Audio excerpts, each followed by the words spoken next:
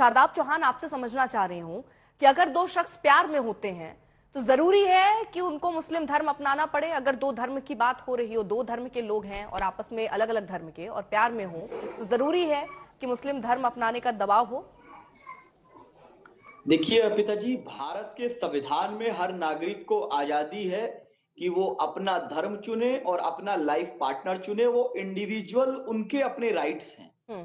रही रही बात यह है कि इस तरह के जो जितने भी केसेस हैं, हमने पिछले दिनों कई सारे केसेस देखे। उससे पहले हमने श्रद्धा मर्डर भी देखा, और उससे पहले एक जगह प्रिया शर्मा ने फिरोज नाम के शख्स की टुकड़े करके हत्या कर दी थी, और ये केस है।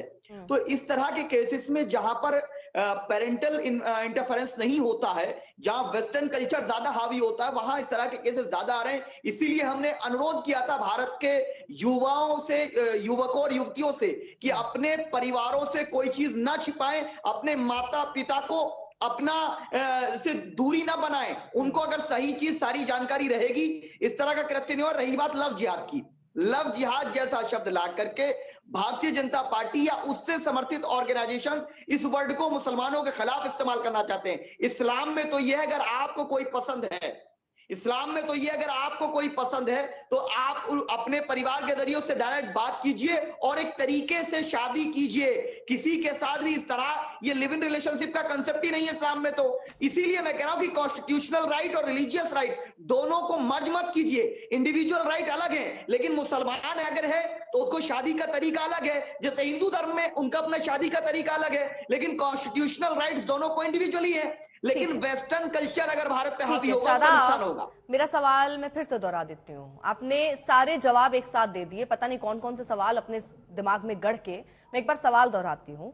अगर दो धर्म, दो अलग अलग धर्म के लोग प्यार में हैं तो जरूरी है अपना धर्म दूसरे पर थोपना? ये सही है या गलत है? मैं ये समझना चाह रही हूँ सिर्फ। मैं तो कह रहा हूं कि दोनों को अपने धर्म चुनने का अधिकार है, लेकिन अगर कोई मुसलमान है तो उसकी शादी एज पर जो मुस्लिम मैरिज एक्ट है उसके अनुसार वो जब ही वैलिड मानी जाएगी कि जब दोनों के दोनों, लड़का लड़की की बात नहीं कर रहा हूं मैं, जब दोनों, चाहे वो लड़की पक्ष लड़का पक्ष कोई भी हो, दोनों के दोनों मुसलमान होंगे तो वो शादी वैलिड तभी होगी। फिर से दोहरा देती हूँ, आप शायद नहीं समझ पा रहे हैं, फिर से दोहरा देती हूँ। दो धर्म के लोग अगर अलग अलग धर्म के एक साथ एक रिलेशन में हैं तो क्या दूसरे को या किसी को भी एक दूसरे पर धर्म थोपना चाहिए या नहीं थोपना चाहिए? हाँ या ना, ये समझना चाह रही हूं बस। कैसे शादी होती है, शादी की क्या मुस्लिम तरीके से शादी हो सकती है, हिंदू तरीका शादी का क्या है, वो तरीका नहीं समझने बैठी हूं मैं आपसे ये पूछ रही हूं कि धर्म थोपना चाहिए प्यार में या नहीं थोपना चाहिए? वो दोनों का निजी जीवन है कि अगर वो धर्म को मानते हैं। सुनिए, थोपना चाहिए कि नहीं थोपना चाहिए? शादाब चौहान, थोपना चाहिए या नहीं थोपना चाहिए? कोई भी शख्स, चाहे हिंदू हो मुस्लिम हो, वो धर्म थोपे या ना थोपे दूसरे पर, मजबूर करे क्या कि आप इस्लाम धर्म कबूल कर लीजिए तभी आपसे प्यार करूंगा, ये होना चाहिए या नहीं होना चाहिए?